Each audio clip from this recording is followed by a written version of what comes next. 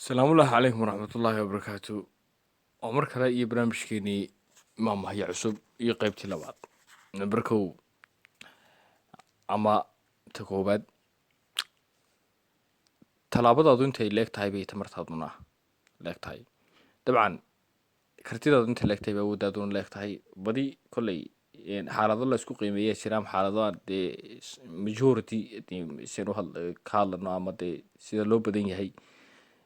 Kolley way dhacdaa sometimes ama waqtiyada qaar in dadka qaar ay ficilkooda u badnaado, tallaabadooda badnaato laakiin ficilkoodu yaraado. oo tallaabadii ficilka marka dee la kala leeyahay, yani fikradaha ama yani dhaqaaqa, laakiin guulaha ama dee wixii u suurtagal ama qofka u qabsoomay in waxa hadii jeer usoo xarooda ay yaraadaan. Taasoo kalaatan way ka duwan tahay dabcan dee dhaqaaqaagu intuu yahay ama tallaabadaadu socodkaagu intuu yahay ayay tabartaaduna tahay. Dee Soomaali ahaan waynu ognahay qofka badi waxaa lagu qiimeeyaa inta yani dee dhaqaaqiisu leegyahay ayaa lagu qiimeeya had iyo jeer tamartiisa ama awooddiisa. Lambar laba, saddex way ku curyaamiyaan, almacnuu dib bay ku dhigaan, canaan badan, cugdad badan, ceesh badan. Canaanta waynu ognahay shabankan maanta ah ama dee sideedaba canaantu qofka markuu la koro iyo dee marka isagoo weynba la canaanto dabcan qofka way bedeshaa, maskaxiyan xitaa qofka way bedeshaa, qof sii ka dhigtaa dee sacsac ama qof wax ka sii yihiin. Cugdad badan, cugdaduna iyaduna qofka biniaadanka nolosha wax badan bay ka hor istaagtaa inuu horumar sameeyo. waa qofka jeelka ah dee cugdaduna noloshiisa mooye wax kalaba aan yani wax walba tabaraya ee mar walba calacalaya. Ceesh badan, ceeshka kuleysan ognahay dee horta waynu cunaa alxamdulilah, dee waxaynu ku noolahay. laakiin marka kaa bato dee dabcan waxyaaba badan baa jiro markay kaa bataan ku ragaadiyo nolosha ama dib kuu dhiga. Ceeshkaa badan dabcan markaad imika tusaale ahaan waxaad qaban lahayd adigoo markaad normalka tahay ama markaad gaajoonayso qaban maysi markaad dharagsan tahay. Wahsin beeran iyo hurdo iyo wuxuu kuu keenaya problem fara badan. Horena loo yidhi cunta buuran meeshii gashaana buuran. Nambar saddex, shaki badan iyo shaxaad badan labaduba way ku sheegaan. Marka Soomaalida kolley horena waxay tirtaa ku sheegi mayne camalkaaga ku sheegine, labadaas waa ku sheegaan waa camalkaaga unte.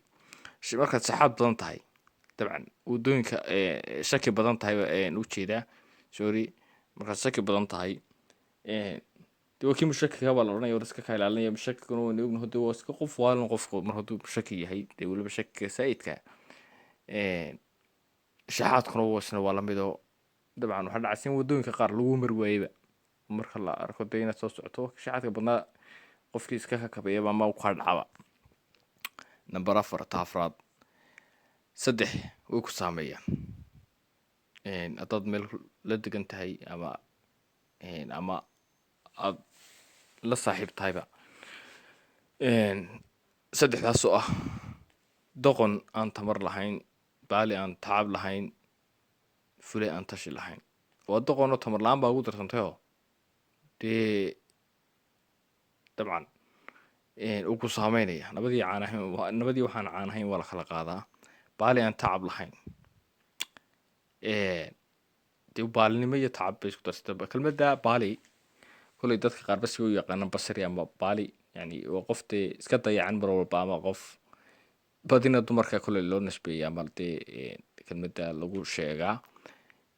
Fule aan tashi lahayn, dee fulenimo iyo tashi la-aan baa isku dirsantayo. fule marka horeba kulama tashanaya dee iska cararaya hadduu wax arko. Markaa saddexdaasuba way ku saameeyaan ama way kula degaan. allahuma salli cala maxamed. Nambar shan, daacadnimo badan way ku hodaa. dabcan maanta haddaad daacad saa'ida tahay samaka la joogo ama waqtiyadan la joogo, dabcan nolosha wax badan bay dee kaa indhatirmaya ama wax badan baa ku hareer maraya oo daah baa ku saaran. daacadnimada saa'idka markeeda horeba aad uma wacna kolley daacaddu daacadima hungowday Soomaalidu tiraahaye laakiin sometimes waxaa dhacaysa inaad hungowdo oo ciyaalkaa wax walba lagu sheekeeya markaad wax walba dhegtaa ka maqasho ama indhahaa ka aragto dad wax walba iska aaminto dabcan noloshii waxyaaba badan baa daah kaa saarmaya xaqiiqooyin badan baa ku hareermaraya markaa daacadin badan uu kooda dee akhirka jarun baad ka dhacaysaa dee